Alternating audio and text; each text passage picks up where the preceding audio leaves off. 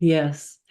Well, um, since I've been a fairly young adult, in my 20s, I went to Osho.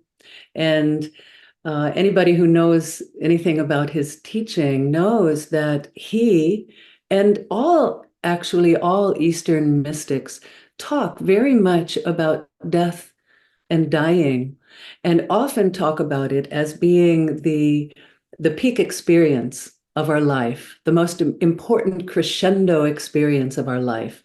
So that fascinated me to begin with.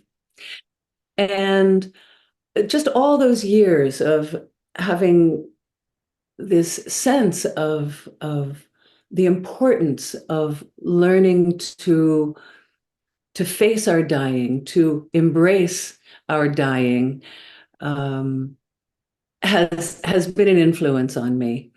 And I started to read in the 80s. I started to read Stephen Levine and Elizabeth Kubler-Ross, who were really the first authors who talked about death and dying in the general public.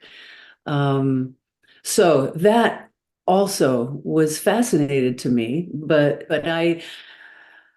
um, I was doing my other work at the time, so there was no space in my life to consider uh, doing much about death and dying. But my a beloved boyfriend of mine in around in the 2000s, he got cancer, and we both went to Germany to live through his dying process, and that was a huge impression on me, um, to support him, to recognize how little I knew about death and dying. I was not as helpful as I wanted to be at that time, and I felt like I really need to look into this subject a little bit more. So, um, another aspect that has been an influence on my personal interest in death and dying is the fact that I am aging.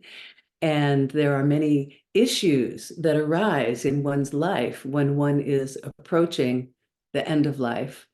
We start to naturally ask questions. What has been the meaning of life, of my life? What have I accomplished? Who have I loved? What's been uh, important to me in this life? What are my values in my life? These questions naturally arise through aging. And at a certain point, maybe 10 years ago, I started doing trainings. Um, there were many end of life doula trainings being offered in America. And I worked at the Conscious Dying Institute. I worked with midwifery. I worked with thanatology.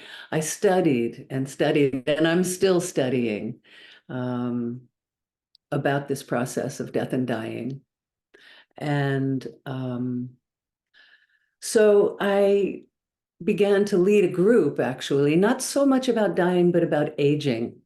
That was my first approach to teaching about death and dying.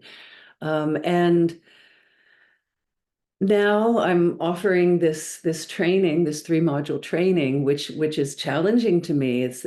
I've learned so much, and there's so much that I want to share. So that's what this training is about. It's sharing all the things that I have learned and that I have found valuable in my personal journey in aging and moving towards dying.